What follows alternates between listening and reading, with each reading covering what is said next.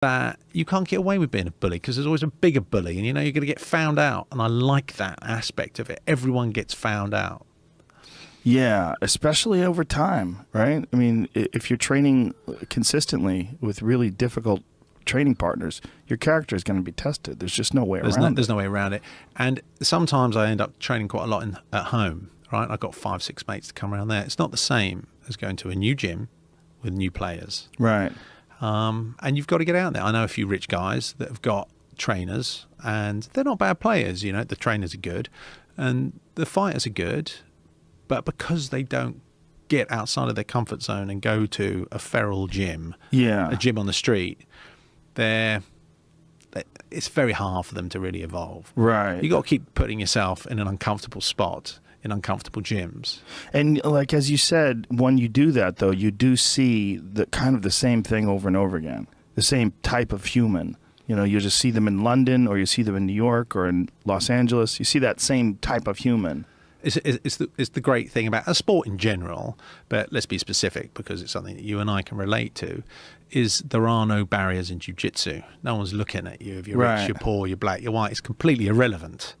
You come to the mat, and if you get on with the geezer you fight, you get on with the geezer that you're fighting. Yeah. And there's a complete clarity of vision when you're fighting someone. It's just you're fighting them, and you rate them on their ability of how they fight. Yeah, and you carry that social hierarchy, like what's important in that school is that it is like who is proficient, who's very good. That's the currency. Yeah, the ultimate currency. Yeah, right. Yeah, I had a name when I used to train out here or in New York. They used to call me Hollywood, because I was like the only celebrity kind of person that used to come in and say, "Oh, right, Hollywood, you fancy a little roll around, this, that, you know." But that, you know, and a couple of people initially went, "Oh, you're that geezer," and you know, yeah, that lasted all of 30 seconds, right?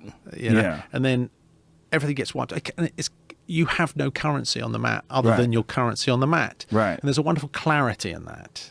Yeah, for a guy like you or any big time celebrity, that's probably one of the only few places where you really truly experience that. Like, there's no bullshit in that role. Like, when someone's going after you and you're going after them, it's 100%. It is what it is. There's all the bullshit veil of society has been removed.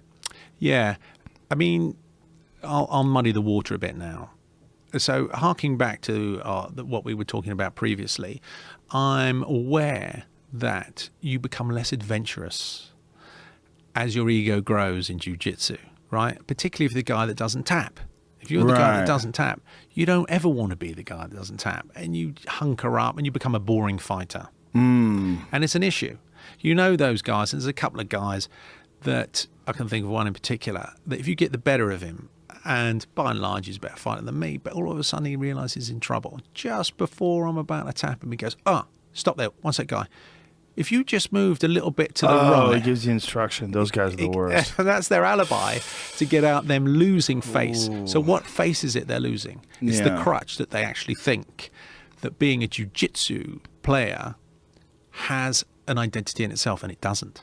You cannot use it as a crutch. And it's the essence of all martial arts. Martial arts was about find yourself within that framework and be honest